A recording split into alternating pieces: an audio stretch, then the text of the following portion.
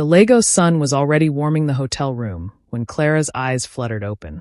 Her head felt heavy, her thoughts foggy, like she was swimming through clouds. But it was the unfamiliar weight on her left hand that made her freeze. A ring. Platinum. Beautiful. Sitting on her ring finger like it had always belonged there. Clara's heart started to race. She lifted her hand slowly, watching the morning light catch the metal, and that's when she felt it, the warm, solid presence behind her. An arm draped protectively over her waist. The steady rhythm of breathing against her neck. She wasn't alone. Oh God, what did I do? Good morning, Mrs. Okonkwo. The voice was deep, warm, still rough with sleep. And those two words, Mrs. Okonkwo, hit her like a bucket of ice water. Clara bolted upright, her heart hammering. What did you just call me? The man behind her, Marcus, the escort she'd hired for just one night, sat up slowly, looking far too calm for someone who'd just dropped that particular bomb. In the morning light streaming through the floor-to-ceiling windows of the presidential suite, he was even more devastating than she remembered. His dark eyes held hers with an intensity that made her breath catch. I called you by your name, he said softly. Your married name. We are not married. Clara's voice came out higher than she intended. She scrambled out of the bed, wrapping the hotel robe around herself with shaking hands. This was supposed to be simple. You were supposed to pretend to be my boyfriend for one wedding. That's it. Marcus stood, moving around the bed with the grace of a panther. He was wearing dress pants and nothing else, and Clara forced herself to look anywhere but at him. He picked up a piece of paper from the desk, official-looking, embossed with gold seals, and held it out to her. I think you should see this. With trembling hands, Clara took the document. Her eyes scanned the words, and with each line, her heart sank deeper. Marriage certificate. Federal Republic of Nigeria. This is to certify that Clara Nwosu and Marcus Okonkwo were joined in holy matrimony. Her signature was there. Loopy and messy, but definitely hers. His was bold and confident. The date was yesterday. Witnesses, the hotel manager and a concierge. No, Clara whispered. No. This can't be real. You can't get married in a hotel room in Lagos. There are processes, applications we'd need. Money, Marcus finished quietly. You need money and connections, both of which I have plenty of. Clara's legs felt weak. She sat down hard on the edge of the bed, staring at the certificate like it might disappear if she looked at it hard enough. How did this happen? I don't remember. I mean, we were drinking, and I was upset after seeing Daniel, and you were being so sweet, and then, she pressed her hands to her face. Oh God, what did we do? Marcus knelt in front of her, gently pulling her hands away from her face. His touch was warm, steady.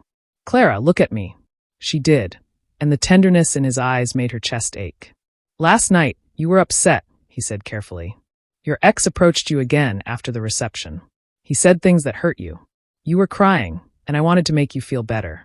We came here, we talked, we drank wine. And somewhere around midnight, you said you wished someone could choose you the way Daniel chose your sister. That you wished someone could love you without conditions. Clara's eyes filled with tears at the memory, fuzzy but there. I remember that part.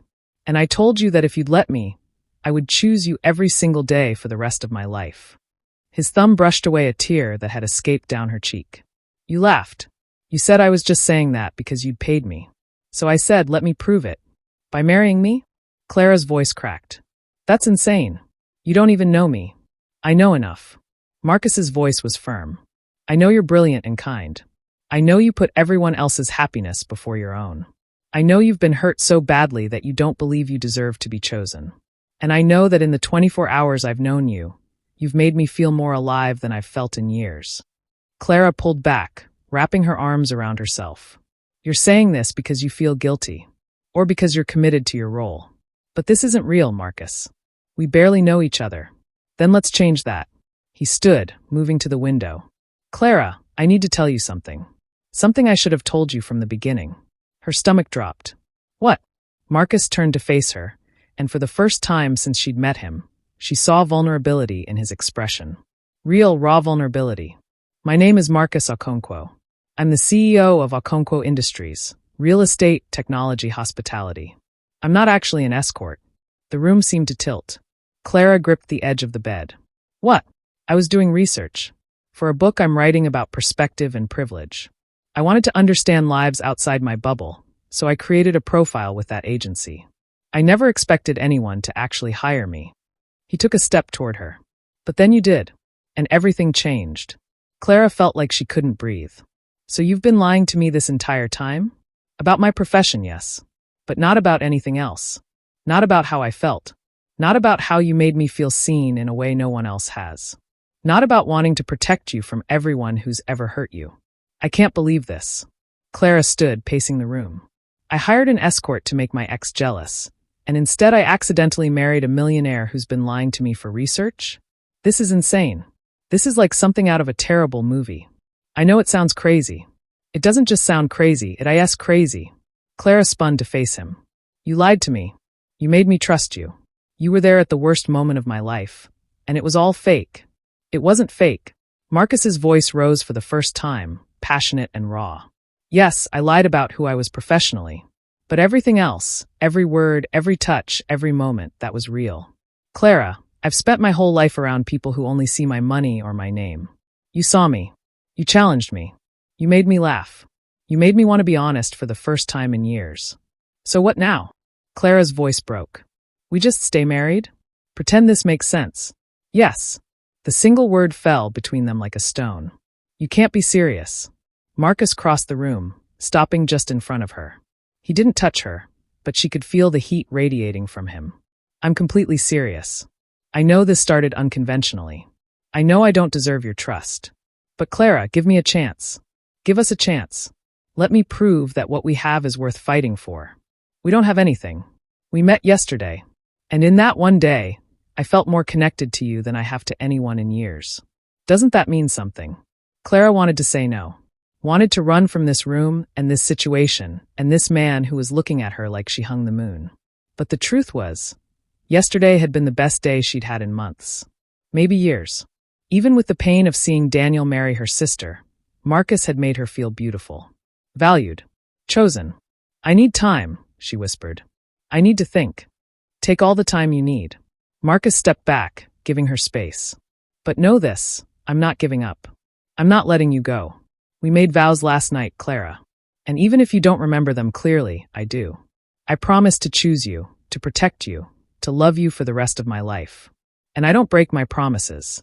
Before Clara could respond, her phone buzzed. Multiple times. She grabbed it from the nightstand, and her heart sank as she read the messages. Mom, where are you? You disappeared after the reception. Mom, people are asking about Marcus. Who is he really? Mom, your sister wants to see you. Come to the house. And then, the one that made her blood run cold. Amara, we need to talk. About Daniel. Please, Clara. It's important. Welcome back to African Love Chronicles, your favorite place for stories soaked in passion and soul-deep romance. If you're new here, don't forget to like, subscribe, and drop a comment to tell us your favorite part of the story. Your support keeps these love tales flowing strong. Thanks for always supporting us. Now, grab your popcorn and let's dive in. Clara, Beta, you're bringing someone to the wedding, yes? Her mother, Grace Nwosu, had perfected the art of making questions sound like commands. It would be shameful for you to come alone.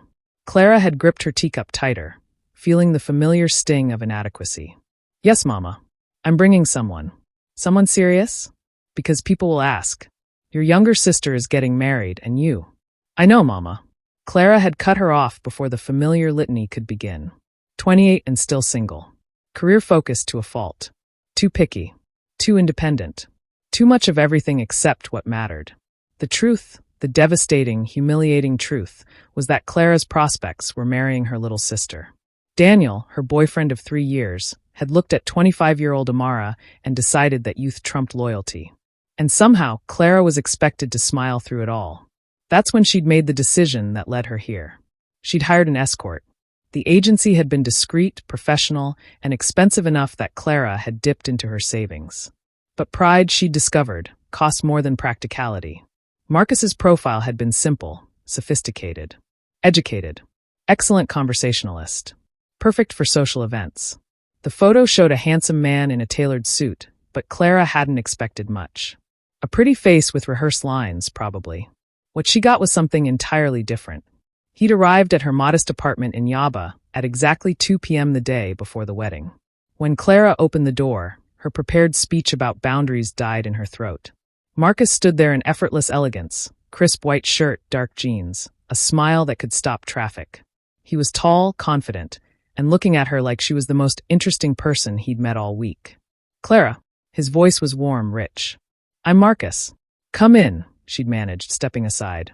He'd entered her small one-bedroom apartment without judgment, his eyes taking in her movie posters with genuine interest. "You're a film lover. Is it that obvious?" Clara had gestured to her walls, covered with everything from classic Nollywood to contemporary cinema. "It's wonderful. Everyone should have a passion that makes them light up." He'd smiled. "Mine is books. And understanding people." They'd sat, and instead of going through the rehearsed backstory Clara had prepared, they'd just talked. For hours. About everything and nothing. Marcus had listened to her story about Daniel and Amara without trying to make it pretty or less painful. He'd called it what it was, a betrayal. "Your ex is a fool," he'd said simply. "And tomorrow, I'm going to make sure everyone at that wedding knows exactly what he lost." By the time the sun set, Clara had forgotten she'd hired him. They'd ordered suya, laughed about Lagos traffic, and shared stories about family pressure and impossible expectations.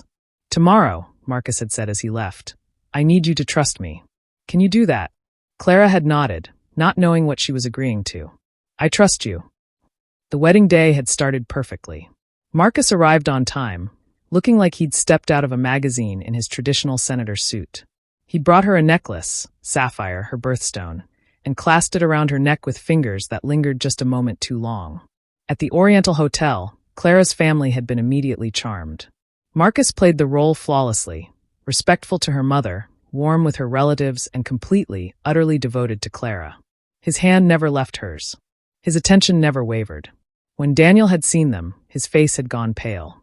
And Clara had felt nothing. No satisfaction, no pain. Just emptiness. The ceremony had been beautiful and torturous. But Marcus had anchored her through it, his presence steady and strong. At the reception, things had shifted.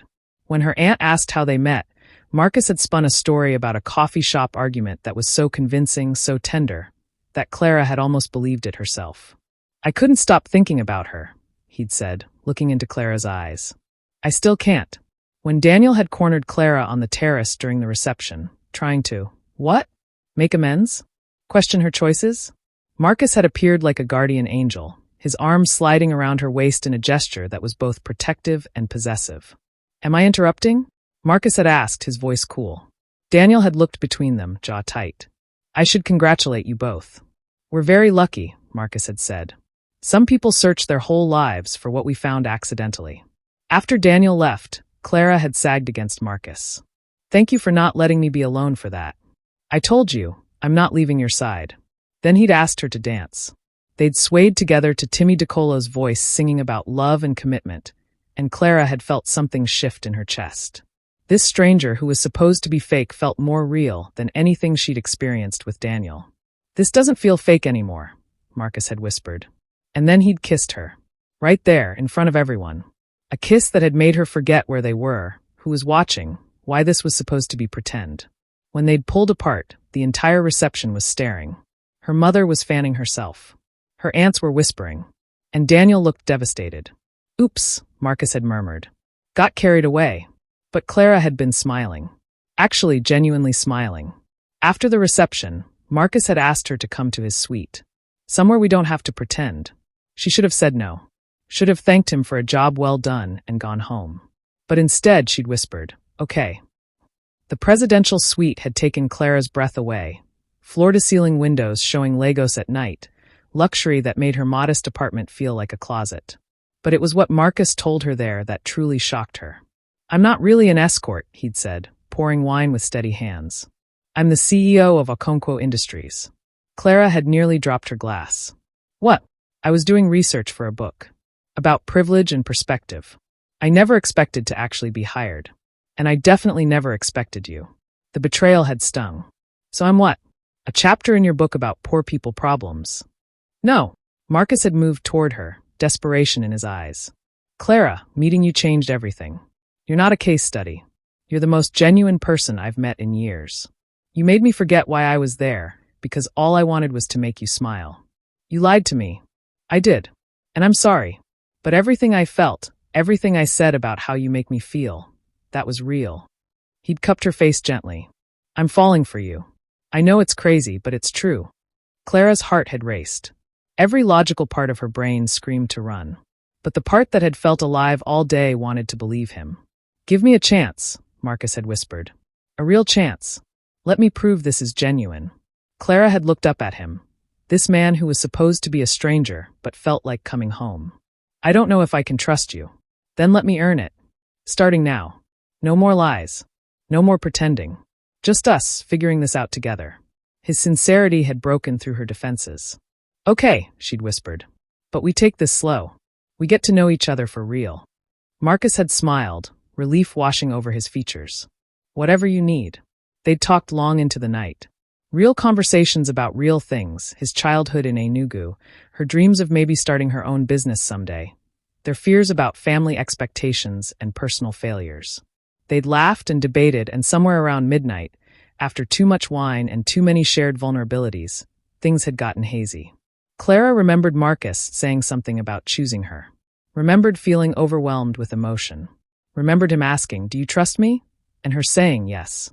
Completely. What happened after that was a blur of emotions and decisions that seemed to make perfect sense at the time, but looked completely insane in the harsh light of morning. Now, standing in that hotel room with a marriage certificate in her hand and her phone buzzing with increasingly frantic messages from her family, Clara felt the weight of her choices crashing down. I need to go, she said, gathering her things. Her dress from the wedding was draped over a chair, and she changed quickly in the bathroom, avoiding Marcus's eyes. When she emerged, he was fully dressed too, looking every inch the CEO he claimed to be. Let me drive you. No, I need to do this alone. Clara, Marcus, please. She finally looked at him, and the hurt in his eyes almost made her take it back. This is too much too fast. I need space to think, to figure out what this means. What it means is that we're married, he said firmly. What it means is that I meant every word I said last night, drunk or sober. What it means is that I'm not giving up on us. There is no us. We barely know each other. Then let's change that. Come to dinner with me tonight. Let me take you on a proper date. Let me show you who I really am. Clara shook her head, grabbing her purse. I can't think about that right now. My family is looking for me. My sister wants to talk. I need to deal with the mess that is my actual life before I can even begin to process this. She gestured between them, at the marriage certificate still sitting on the desk. Marcus stepped closer, but didn't touch her. I'll give you space. But Clara, I'm not disappearing. I'm not pretending this didn't happen. We made promises to each other, and I intend to keep them. We were drunk. Maybe. But drunk words are sober thoughts. His voice was soft but intense. You wanted someone to choose you. I'm choosing you. Now and always. Clara felt tears burn her eyes. I have to go. She fled the suite before he could say anything else, before she could change her mind, before she could admit that part of her, a large part, didn't want to leave at all. The Uber ride to her parents' house in Lekki was torture. Clara stared at the ring on her finger, trying to figure out how to explain this to her family. Asterisk hi, Mom. I know I brought a fake boyfriend to the wedding, but surprise. He's actually a millionaire CEO, and we got drunk married last night. Asterisk.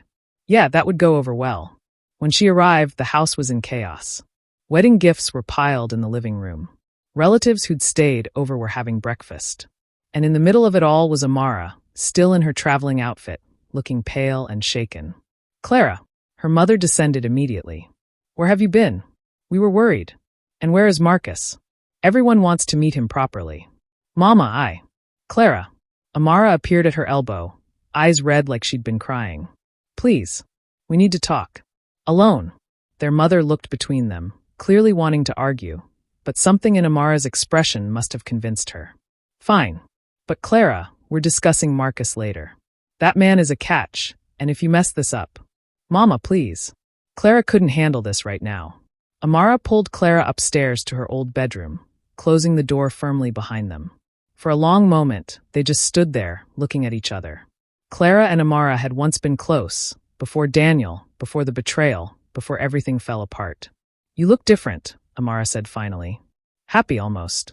Why did you want to see me? Clara asked, too tired for small talk. Amara's face crumpled. Daniel called off the honeymoon. Clara's eyebrows rose. What? Why? Because Amara sat on the bed, twisting her hands together. Because after he saw you with Marcus yesterday, he realized he made a mistake. He said he can't stop thinking about you. That maybe we moved too fast. That maybe he chose wrong. The words should have brought satisfaction, vindication. But instead, Clara just felt tired. And what do you want me to say to that? Clara asked quietly. I don't know. Amara's voice broke. I'm so confused, Clara. I love him. At least, I think I do. But yesterday, watching you with Marcus, seeing how he looked at you, how you smiled at him. She wiped her eyes. That's what love is supposed to look like. And Daniel never looked at me like that. He looked at me like I was a prize he won. But he looked at you yesterday like he lost a war. Clara sat beside her sister, and despite everything, she felt her heart soften. Amara, you're 25. You're beautiful and smart, and you have your whole life ahead of you. Why would you marry someone who's still in love with someone else? Because I thought he'd learn to love me more. Amara sobbed.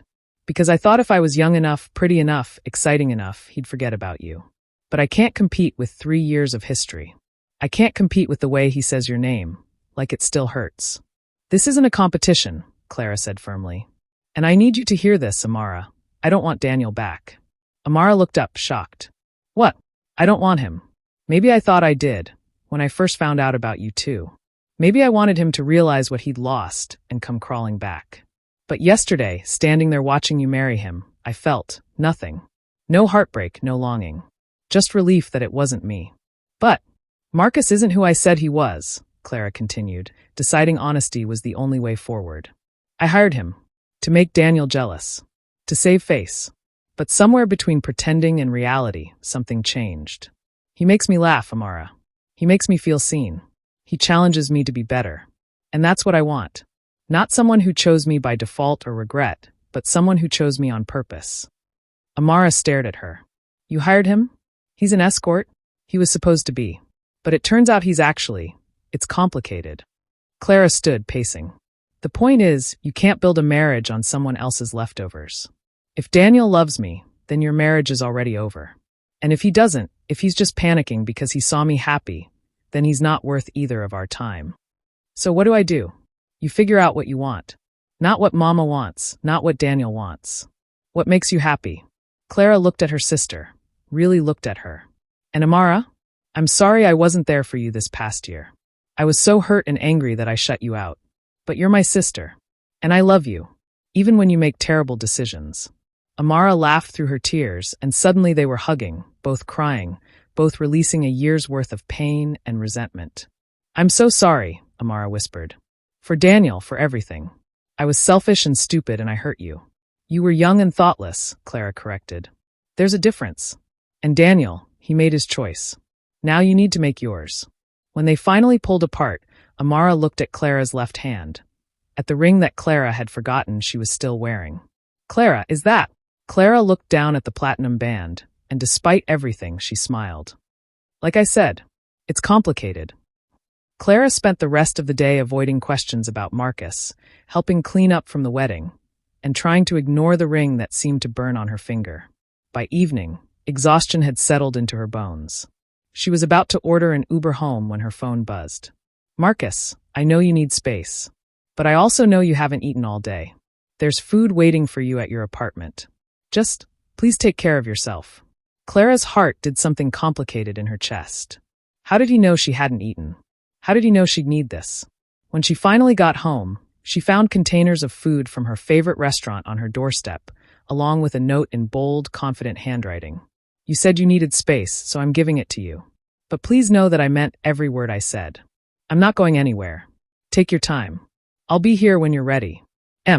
P.S. The jollof rice is from the Igbo vendor you mentioned, because you said it's the best in Lagos. I'm willing to die on that hill with you. Clara found herself crying and laughing at the same time. She brought the food inside, ate every bite, and then sat on her couch staring at the ring on her finger. The logical thing would be to call him, arrange an annulment, pretend this never happened. They barely knew each other. This was crazy. But the thing was, Clara didn't want to. For the first time in years, maybe in her whole life, someone had chosen her. Not because she was convenient or available or the safe choice, but because he wanted to. Because she made him laugh. Because in one impossible day, They'd connected in a way that felt real and rare and worth fighting for. Was it reckless? Absolutely. Was it terrifying? Completely. But staying safe had gotten Clara nothing but heartbreak and a front-row seat to her own heartbreak. Maybe it was time to be reckless. Maybe it was time to choose herself by letting someone choose her. She picked up her phone and typed a message. Clara, thank you for dinner. The jollof was perfect. You were right, Igbo vendors know what they're doing. The response was immediate. Marcus, does this mean you're speaking to me again? Clara, it means I'm thinking about it. But I have conditions. Marcus, name them. Clara, we start over. No more lies. No more pretending. We date properly like normal people. We get to know each other for real. And if this is going to work, you have to understand that I've been broken before. I need patience. I need honesty. I need you to prove that this isn't just some whim or research project. Marcus, deal. Can I add a condition of my own? Clara, what? Marcus, you have to stop calling this a mistake. What we started, it's not a mistake. It's unexpected, yes. Unconventional, absolutely. But not a mistake. Never a mistake. Clara felt tears slip down her cheeks again, but this time they were different. Lighter. Clara, where do we start? Marcus, how about breakfast tomorrow? I'll pick you up at 9. We'll go somewhere quiet. And I'll tell you everything, my whole life story, no filters, no lies. And then you tell me yours. And we figure out if this crazy thing between us is worth fighting for. Clara, and if it's not? Marcus, then I'll let you go. But Clara? I already know it is. I knew it the moment you opened your door and looked at me like I was a puzzle you wanted to solve. I knew it when you laughed at my terrible jokes. I knew it when you trusted me enough to let me into your pain. And I knew it when you kissed me back yesterday, like I was the only real thing in a room full of pretenders. Clara's hands were shaking as she typed her response. Clara, 9 a.m. Don't be late. Marcus, I'll be there at 8:45. Because when it comes to you, I'm always going to show up early. 6 months later, Clara stood in front of the mirror, adjusting the simple white dress she'd chosen. It wasn't a wedding dress. They'd already done that part, accidentally and drunkenly. This was different. This was a renewal. A choice. You look beautiful, Amara said from the doorway.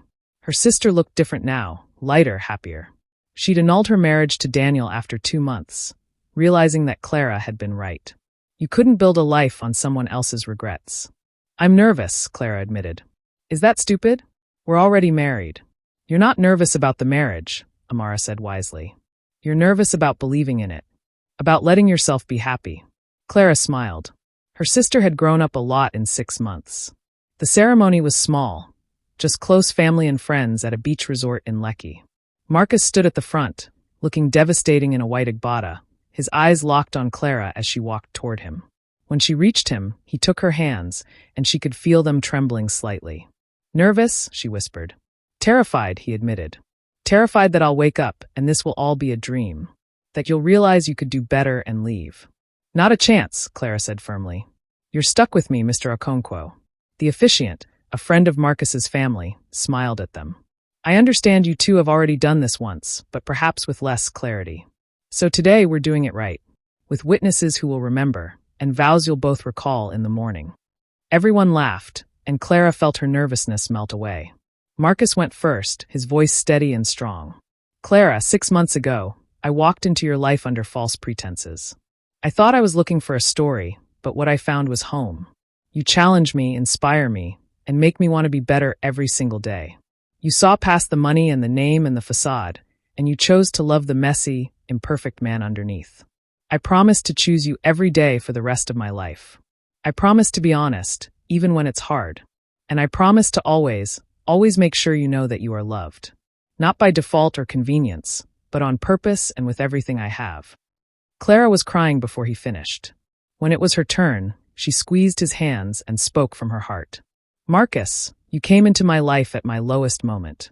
I hired you to be fake, and instead you taught me what real looks like. You showed me that love isn't about perfect timing or perfect circumstances. It's about choosing someone every day, even when it's hard. Especially when it's hard. You chose me when I didn't think I was worth choosing. And now I choose you back. I promise to trust you, even when I'm scared. I promise to be patient with us as we figure this out. And I promise to never let a day go by without reminding you that you are my greatest adventure." When the officiant pronounced them husband and wife, again, Marcus kissed her like it was the first time and the last time and every time in between. And Clara kissed him back, feeling truly chosen, truly loved, truly home. As they walked back down the aisle, hand in hand, Clara caught sight of Daniel in the audience. He'd come at Amara's insistence, to face what he'd lost and what he couldn't have back. But Clara barely registered him, because all she could see was Marcus, grinning at her like she'd given him the world. "Mrs. Okonkwo," Marcus murmured as they reached the beach. "How does it feel?" "Right," Clara said simply. "It feels right, even though we did everything backwards. Especially because we did everything backwards." She laughed, wrapping her arms around his neck. "Normal is overrated anyway." Marcus spun her around, her dress flying out, her laughter bright against the sound of waves. "I love you," he said. "I loved you at that coffee shop we never actually met at. I loved you when you opened your door looking terrified. I loved you when you trusted me at that wedding. And I love you now as my wife, my partner, my best friend." "I love you too," Clara whispered. "My husband. My unexpected forever." And there, on a beach in Lagos with the sun setting over the Atlantic, surrounded by family and second chances and the beautiful mess of their story, Clara Nwosu, Clara Okonkwo, finally understood what it meant to be truly, completely chosen. Not despite her flaws, but because of them. Not when it was convenient, but when it mattered most. Not by accident, but by purpose.